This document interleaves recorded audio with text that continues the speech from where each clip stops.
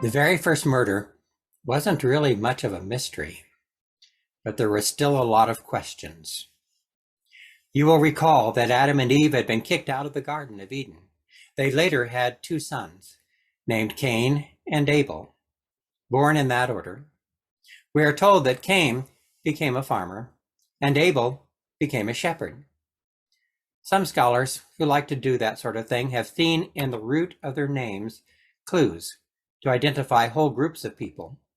Cain comes from a root word that means forge or smith, and may hint at those who first learned how to create weapons from the metal of the ground. A division resulted in social groups between those who had them and those who did not. Abel, on the other hand, seems to derive from a word designating those who were nomadic shepherds. Sumerian myths actually contain stories about clashes between the older nomadic way of life and the new city-focused farming culture that was then beginning to replace it. The nomadic shepherds were weaker than those gathered in city-states, and so much more vulnerable to attack. Thus, for scholars, this story is actually about the birth of civilization, told in the manner of most stories as a clash between two human antagonists. As the story goes, both Cain and Abel sought the approval of God by bringing an offering, the first fruits of their labor, to lay upon an altar of some kind. That part, of course, seems to be derived from later temple worship. Cain brought an offering of grain, the first fruit of the ground, which he tilled. Abel brought a fat portion from the firstborn of his flock. Both, in essence, were part of a meal offering. As noted by one scholar, the meal offering was an acknowledgement that everything the offerer had and was belonged to God, and now a portion of that substance was given back to God as an expression of belief that God was the source of and the provider for life. Interestingly, the offer of Abel most closely corresponds with what was later called the peace offering. Most of the meat was cooked and consumed during the meal, with select portions, but not the whole, being offered up to God and consumed by the fire. In essence, the peace offering was part of a community meal, signifying not only peace with God, but peace with each other. That might be a little ironic, considering what happened next. In the words of Scripture, the Lord looked with favor on Abel and his offering, but on Cain and his offering, he did not look with favor. I am not sure how they knew that was the case, but it was. Only one of them, Abel, found peace with God that day, while Cain found his offering rejected by God. And so he became angry. "Why are you angry?" God asked Cain. "Why is your face downcast?" Clearly, God had not rejected Cain because of his anger. Far from it. God was trying to help. And clearly, it was not the nature of the offering which caused it to be rejected. It was the nature of the person who made the offering futile. Jesus alluded to the same thing in his parable once when he said, "I tell you that anyone who is angry with a brother or sister will be subject to judgment. Therefore, if you are offering your gift at the altar and there remember that your brother or sister has something against you, leave your gift there in front of the altar. First go and be reconciled to them. Then come and offer your gift." Any peace offering offered up to God is futile until you first make peace with your neighbor. It is not the gift you give, but the attitude you have, which makes such an offering acceptable to God. As to the cause of what happens next, let's talk about Cain's anger. Psychologists know a little bit about anger now. We know, for instance, that pain alone is not enough to cause anger. Anger occurs when pain is combined with some anger-triggering thought. Thoughts that can trigger anger include interpretations of situations that make us think someone else is attempting, consciously or not, to hurt us. In this sense, anger is a social emotion. You always have a target that your anger is directed against. Feelings of pain combined with anger-triggering thoughts, motivate you to take action by striking out against the target you think is causing you pain. People change their feelings of pain into anger because it feels better to be angry than it does to be in pain. Part of the transmutation of pain into anger involves the attention shift from self-focus to other focus. That is what happened here. Why did Cain kill Abel? Because Cain was angry, and he wrongly thought that Abel was the cause of his pain.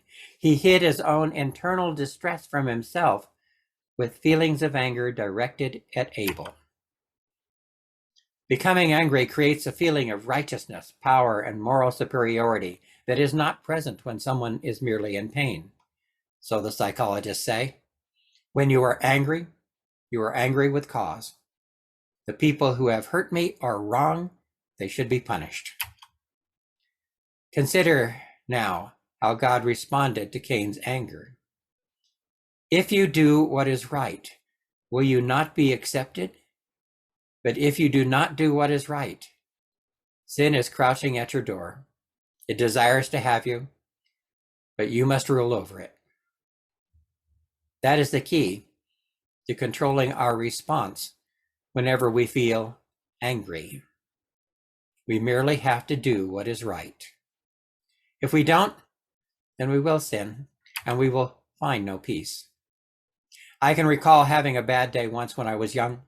A friend and I were walking home from school, and he kept going on and on about this and that, and it just became annoying. So I finally pushed him into a ditch. He was in no way responsible for my feelings, and thankfully, he wasn't hurt. But after that, he wasn't my friend either. I had made him responsible for the pain I was feeling that day, which actually had nothing to do with him. What I did was wrong. That is what anger can do. It can temporarily relieve the pain by making someone else the cause of it and make doing what is wrong seem right. That is what drove Cain to murder Abel.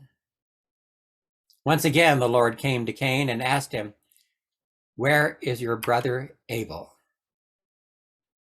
"I don't know," Cain replied. "Am I my brother's keeper?"